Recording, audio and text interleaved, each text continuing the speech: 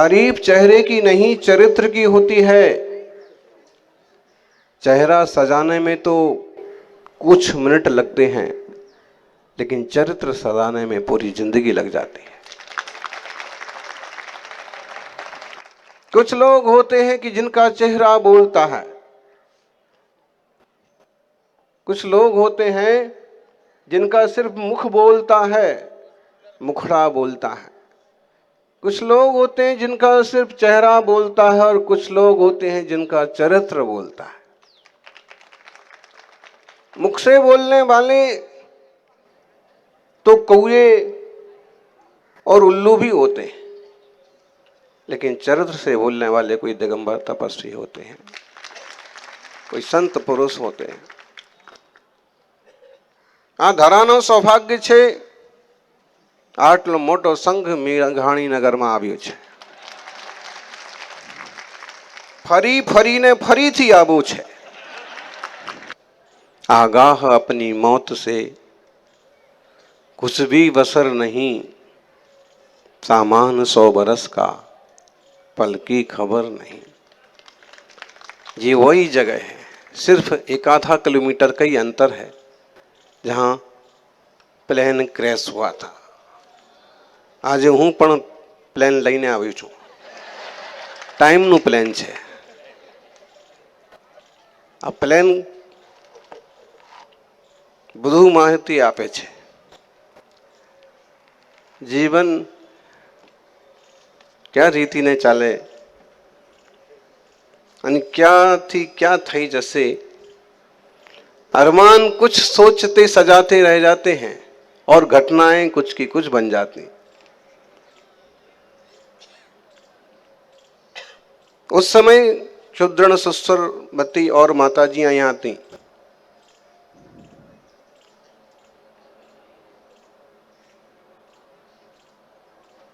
मगन भाई नो समाचार आवियो, ऐसा हो गया, ऐसा हो गया। अब पल भर में क्या से क्या हो जाता है, लेकिन पुण्यात्माओं का कुछ नहीं बिगड़ता। कहीं ना कहीं धर्म आड़े आ जाता है। लेकिन आप इतना तो पक्का समझ लीजिए कि आज की स्थितियों में पल भर का भी ठिकाना नहीं है। जो लोग लाल मंदिर के पास, लाल किले के पास, चांदनी चौक पर उस संध्या को घूमने फिरने, सामान खरीदने बेचने गए होंगे, उनने ये बिल्कुल नहीं सोचा होगा कि आज ऐसा होने वाला है। उसी लाल मंदिर में पिछले 2 साल पहले जब 5-7 दिन का कुछ प्रवास था, तो हम उसी टेरेस पर, उसी छत पर बैठ के सामायिक करते थे, और फिर कभी उतरे चढ़ते और झांक भी लेते थे। चांदनी चौक मतलब लाल मंदिर के ये दीवार, ये छत, जाली, और ये चांदनी चौक। ये समझ लो कि हम एक छत पर बैठे हैं और आप चांदनी चौक में बैठे। वही अंतर थोड़ी है, वही। और हम लोग देखते थे कि छोटे छोटे बच्चे कैसे कुछ भी चीजें बेच रहे हैं, कोई गरीब लोग अपना कुछ बना करके लाए हैं। वो एक टाइप का ऐसा माहौल हो जाता था उस संध्या का, वहां का, कि सामान्य वर्ग की भी थोड़ी बहुत कमाई वहां पर घूमने फिरने वाले लोगों से हो जाती थी। अब जब ये मंजर बना तो कितने लोगों का नुकसान हुआ। आतंकवाद, बताइए, अनपढ़ आदमी अगर अपराध करेगा तो उसकी कोई सीमा हो सकती है, पढ़ा लिखा आदमी अगर अपराध करेगा तो वो असीम होता है। ये पढ़े लिखे डॉक्टर्स, क्या पढ़ाई हुई इनकी, इनको क्या पढ़ाया गया।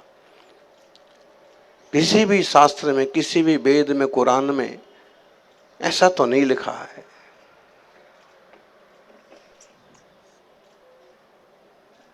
हर जाति, वर्ग, पंथ के लोग उसमें हैं जिनकी जिंदगी खत्म हो गई। इसका मतलब है यहां प्लेन क्रैश हुआ था, कितने लोग एक साथ। आजकल अपन को 300 350 बोलते हैं, जबकि एक जान भी, एक आत्मा भी, एक जीव भी इतना कीमती है। लेकिन इतना बड़ा हादसा हुआ कि उसको भी सिंपल शब्दों में नहीं बोल पाते। जो भी है, अपन तो सभी के मंगल की कामना करने वाले। सर्वे भवन्तु सुखिना, सुखी रहें सब जीव जगत के, कोई कभी ना घबरावे। बैर पाप अभिमान छोड़ जग नित्य नए, घर घर चर्चा रहे धर्म की, दुष्कृत दुष्कर हो जावे, ज्ञान चरित उन्नत कर अपना, मनुज जन्म फल सब पा। ऐसे भीतराग तक ऐसे कल्याणकारी संदेश हमको जिन वाणी से सुनने को मिलते हैं, दिगंबर तपस्वियों से सुनने को मिलते, किस तरह की कसाई वृत्ति है, किस तरह की खतरनाक लेसिया है, लोग ऐसे ऐसे काम करते, किस तरह के इनके उस्ताद गुरु और किस तरह के इनके देवता। ये नहीं सिखाया गया। हमारी संस्कृति वसुधैव कुटुंबकम की संस्कृति है, पूरी दुनिया एक कुटुंब है। पेड़ पौधे पशु पंछियों को भी तकलीफ न दो। ये चीजें खत्म होंगी तो इंसान भी खत्म हो जाएंगे। संवेदनाएं बहुत जरूरी है, लेकिन क्या करें, आदमी अब जानवर की सरल परिभाषा बना है। आदमी मेयर चले गए क्या? आदमी अब जानवर की सरल परिभाषा बना है, विश्व का वह नाश करने आज दुर्वासा बना है। क्या जरूरत खून पीने आदमी का राक्षसों की, क्या जरूरत राक्षसों की खून पीने आदमी का, आदमी ही आदमी के खून का प्यासा बना है। कितनी खतरनाक स्थितियां बन रही, और इन स्थितियों में ऐसे अहिंसा सत्य सदाचार के मार्ग को समझने वाले लोग, समझाने वाले गुरुजनों के दर्शन, ये अद्भुत है।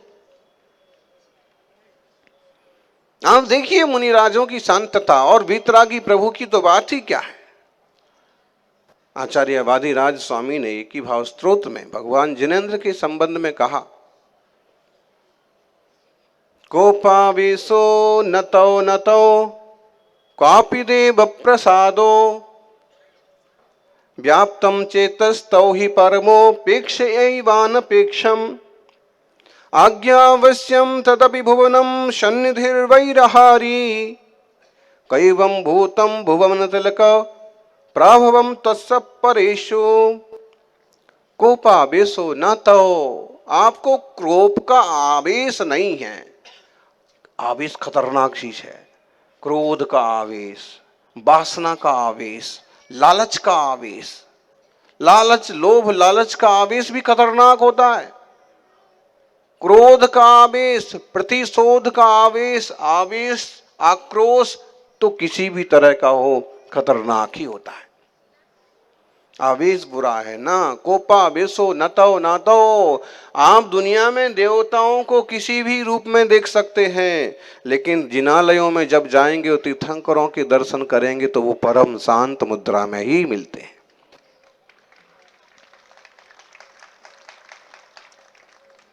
हाथ पर हाथ रखे, परम शांत मुद्रा। एक सीधा सच्चा संदेश है, भाई ऐसे बनो तो शांति मिलेगी। किसी के इशारों पर नाचने से शांति नहीं मिलेगी, किसी को तकलीफ देने से शांति नहीं मिलेगी, किसी तरह का उपद्रव करने से तुम्हारा कल्याण नहीं होगा। तुम्हें शांति सुख चाहिए, आनंद चाहिए, तो ऐसे बैठो, ऐसे बनो। कोपावेशो नातो नतो कापि देव प्रसादो, ना किसी पर आपका गुस्सा है और ना किसी पर आपकी प्रसन्नता है। किसी को वरदान वगैरह बांटने के चक्कर में भी हे भगवान आप नहीं पढ़ते। व्याप्तम चेतस्तौ हि परमोपेक्षैवान अपेक्षम, परमोपेक्षैव, आप तो अत्यंत उदासीनता से ही व्याप्त हैं, अत्यंत शांत भाव से ही विराजित हैं। भुवन तिलक, भुवन तिलक, भगवान जिनेंद्र का संबोधन किया भुवन तिलक, श्लोक के तिलक स्वरूप। ऐसे माथे पर तिलक शोभा देता है। ज्ञानी तिलक कौन कौन लगाता है? आप लगाते हैं। कौन कौन लगाता है तिलक? तिलक तो सबको लगाना चाहिए। रोज जिनालय जाएं और चंदन का केसर का तिलक माथे पर शोभित होना चाहिए। नरेंद्रम फणेंद्रम, बिना तिलक के श्रावक के मस्तिष्क की शोभा नहीं होती है। ये आज्ञा चक्र है। यहां पर जब तिलक होता है तो हमारा आज्ञा चक्र प्रभावित होता है, स्वास्थ्य प्रभावित होता है, सिर दर्द जैसी बीमारियां शांत होती हैं, गौरव होता है जिन शासन का, हमारा खुद का। सुमेरु का प्रतीक है, देव दर्शन का प्रतीक है, धर्मात्मा होने का प्रतीक है। वैसे तो कई ऐसे भी लोग मिलेंगे मोटा मोटा छापा लगा लेते हैं, बाहर इतना मोटा छापा लगाते हैं और भीतर उतना ही मोटा पाप होता है, क्या कह सकते हैं। बाकी है तो ये धर्म का चिन्ह।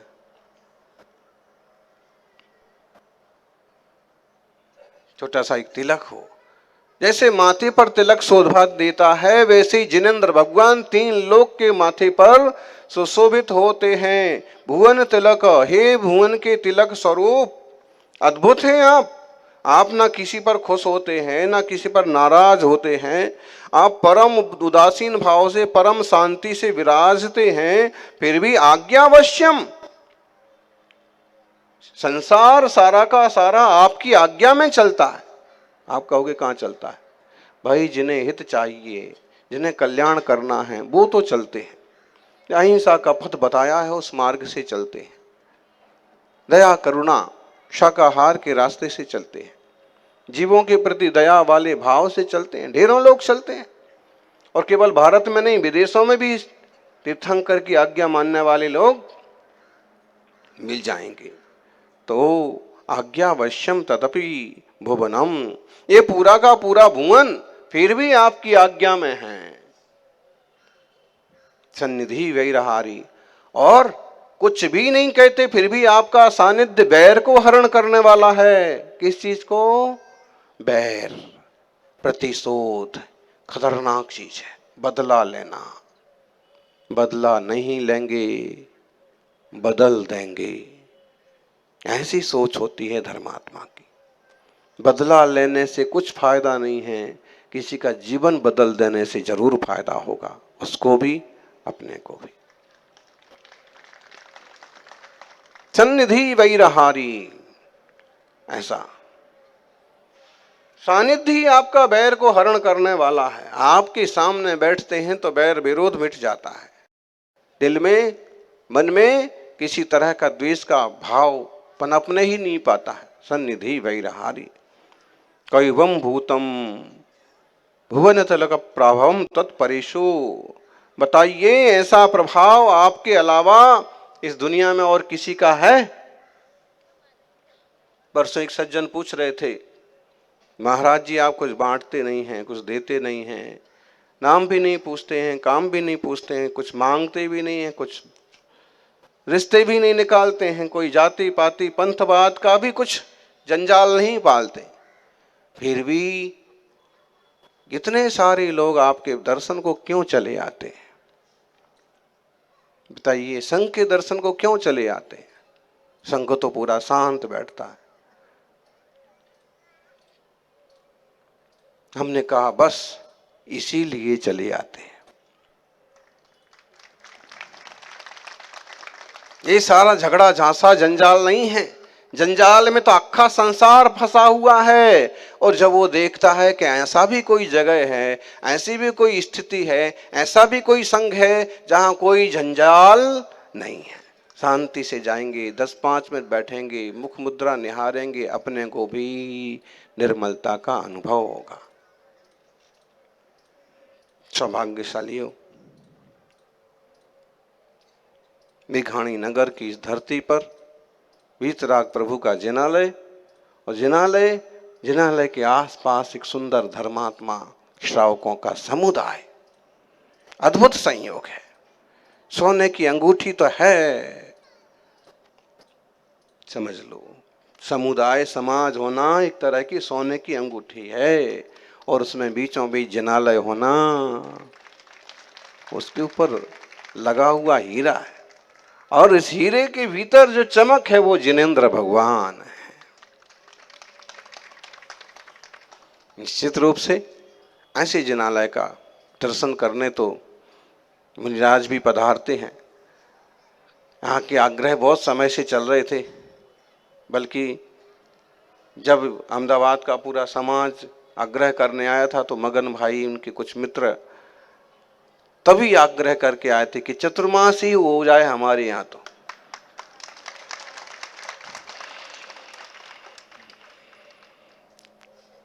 केवी रीति थसे थई जैसे जब एकजुट होकर के कुछ काम करते हैं तो काम, और उसमें भी देवशास्त्र गुरु का आशीर्वाद जुड़ जाए, निश्चित रूप से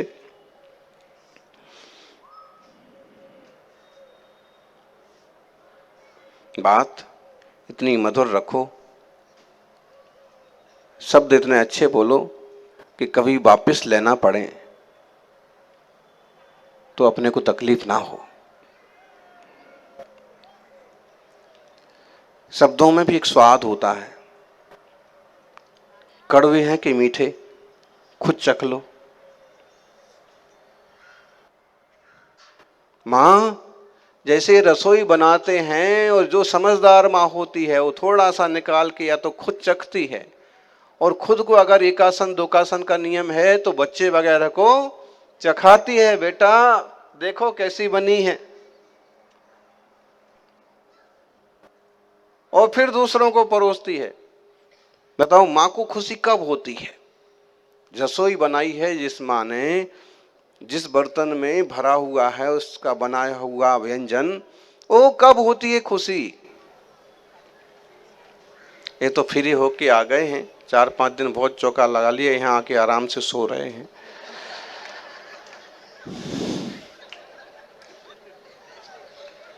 देखिए एकदम लंबा तान के। हमें पता था कि आप 4-5 दिन में ही थक जाने वाले हैं, इसलिए चतुर्मास नहीं किया।